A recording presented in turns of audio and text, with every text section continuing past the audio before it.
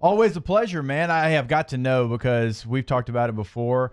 I know Colin Cowherd's not the biggest Joe Burrow supporter, and I know you're really high on Joe Burrow, giving him the second highest quarterback grade that you've ever given, only behind Andrew Luck. I got to know how to go this afternoon. Man, it went okay. We talked more Justin Herbert, to be honest. I think Colin is just conceded to the fact that Joe Burrow is going to be the first quarterback tested, and he's a really good player.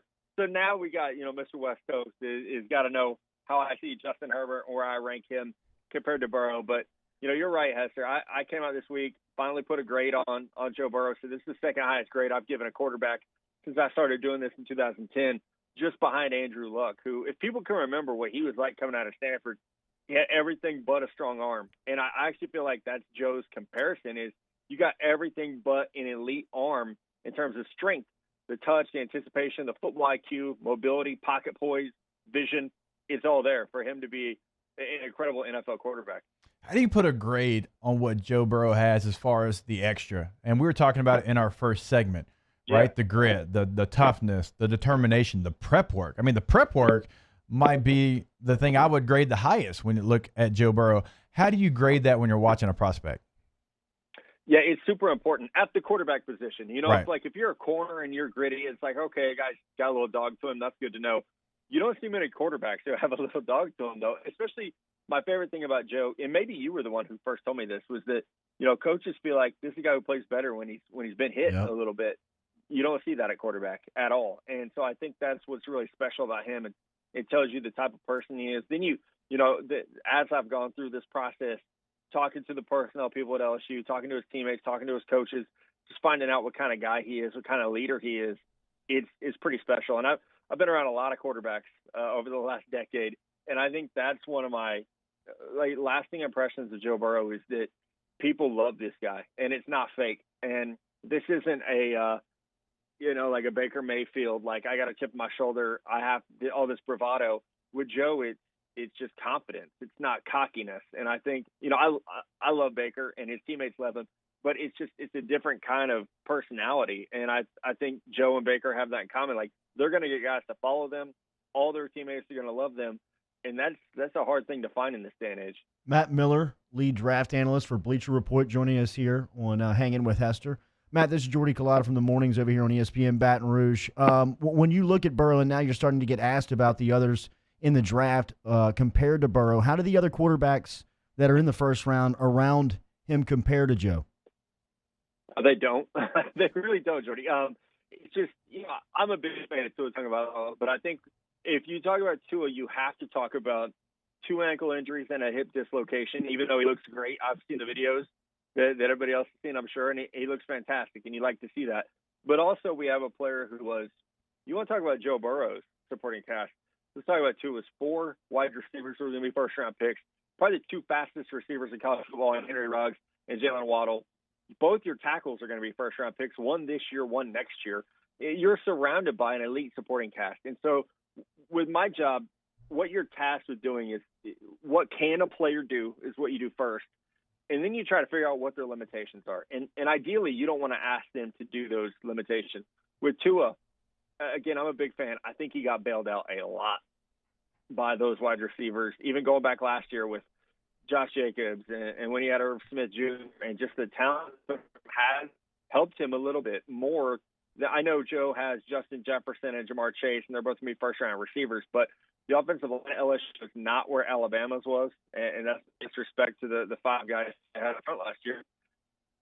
Different level of supporting cast Tua had, and that affects my grade on him a little bit on top of the injury. Also a little bit of a quieter guy. He's not going to be, your Pied Piper that's leading the charge in the weight room or in the locker room and getting guys riled up. He's a little bit quieter, a little bit soft-spoken, which is similar to what you hear from Justin Herbert camp. You talk to people at Oregon. This dude who's never left Eugene, Oregon. High school football there, college football there. If he's not on the West Coast, how's he going to be received as a leader? Is he going to be able to motivate and fire people up? I mean, Hester knows all about this. You've played with a lot of different quarterbacks. You get a lot of different personalities. But to play that position at a high level in the NFL, you have to be able to motivate your troops. And when it comes to Tua and Herbert, that's something that the scouts are definitely worried about. with Matt Miller here on Hanging with Hester. You're talking about Joe Burrow. Is they're not shopping that pick? Is Cincinnati open for discussion there? Oh no, not at all. They're taking him. They're not shopping that pick, and I don't think Washington's shopping that pick at 2 either. I feel like, and I know this is boring, and so we get people, national voices got to shake things up. So we've been saying it since December. It's going to be Joe Burrow. It's going to be Chase Young, and then the draft starts. And I still feel like that is applicable. I don't see Cincinnati. Miami could call and offer 3 first-round picks and 2 second-round picks, and maybe they take the deal. But barring some kind of Ricky Williams type trade, and not to hurt any Saints fans right now with that, but barring something crazy like that, I just don't see it happening. I want to ask you about a couple of corners. I want to ask you about Trayvon Diggs and C.J. Henderson. You've got them right now a little bit above Christian Fulton in your latest mock draft, if I'm not mistaken.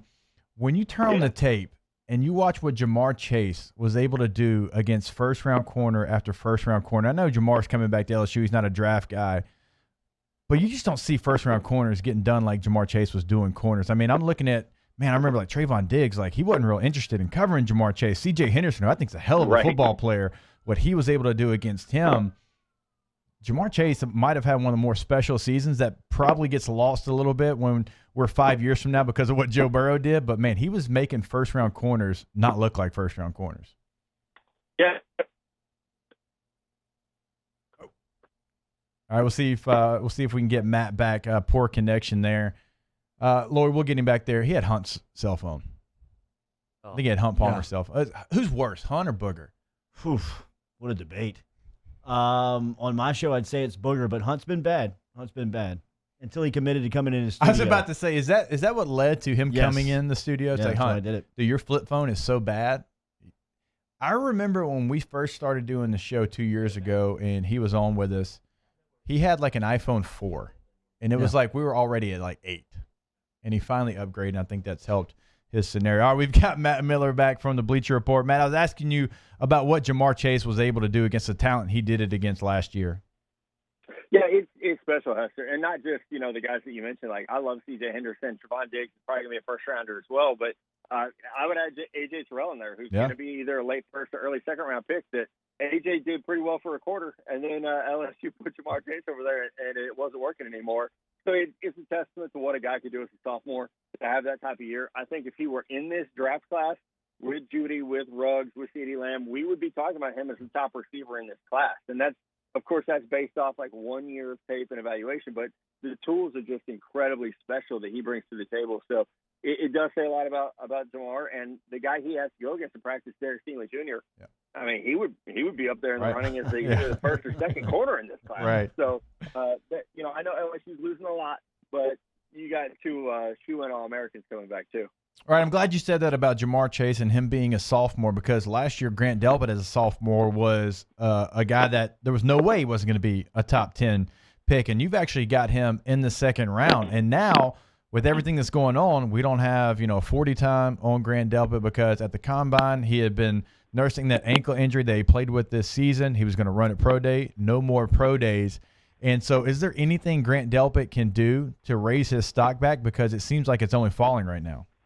Unfortunately, I don't know if there is, because, you look at a guy who in 2018, tape looks like he was going to be a top 5 or top 10 pick. It was Jamal Adams all over again. And then this past year, I know he has come out and said, like, hey, the ankle was really bothering him. That was causing problems. But I think there are concerns about effort. There are concerns about pursuit angles and what he was doing from a speed perspective. So like you said, with no pro day, there's not a whole lot a guy like that can do. You just have to enjoy your FaceTime meetings with scouts and coaches and try to convince them that, hey, I'm that guy you saw in 2018 that, everybody was calling the next great LSU safety. And, the reason that he won the Thorpe Award, if we're just being completely honest. So I think with Delpit, it's a little bit of salesmanship that he has to do to remind people who he was before the ankle injury and before he did put some bad film out there. But it is going to affect his stock. There's no way around that.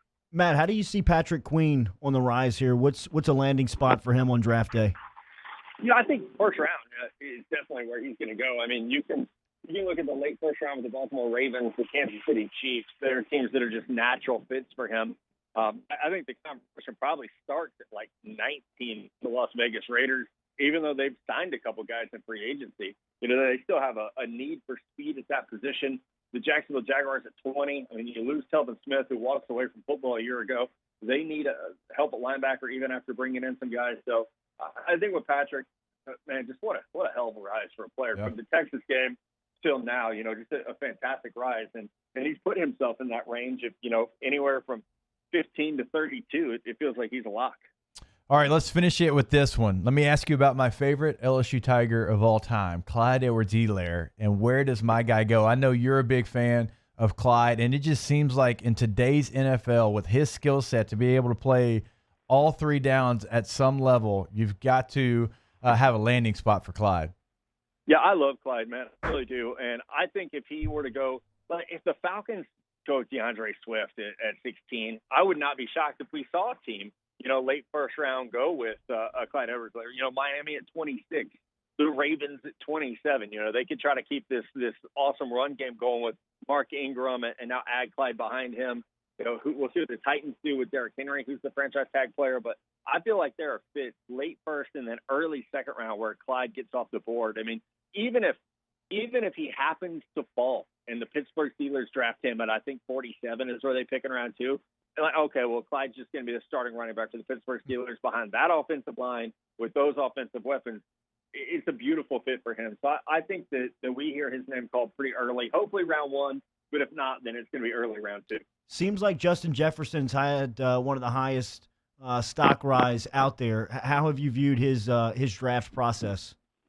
Yeah, it's been fun. And I think with Justin, it was somewhat, like Joe and other guys on offense. It was, okay, well, we want to see you do this consistently. And then to go run a 4.43 at the combine, I did not see that coming at all. And so you already have a player who you loved the route running ability, just silky, smooth routes. And then you say, okay, well, he's faster than we thought. Maybe those guys in the SEC are pretty dang fast because, to put that time out there with his body type, his route running, his hands, and then the production he had is really special.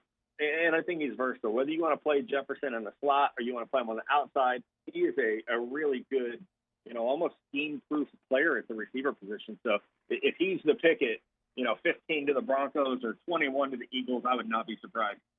Matt, you're the man. He's Matt Miller of the Bleacher Report. You can follow him on Twitter at NFL Draft Scout. And also the Stick to Football podcast. They've got their own Twitter page at Stick to Football. Matt, I know you're busy during this time of year. I appreciate a couple minutes here. Of course, buddy. Thanks for having me on. I appreciate you guys.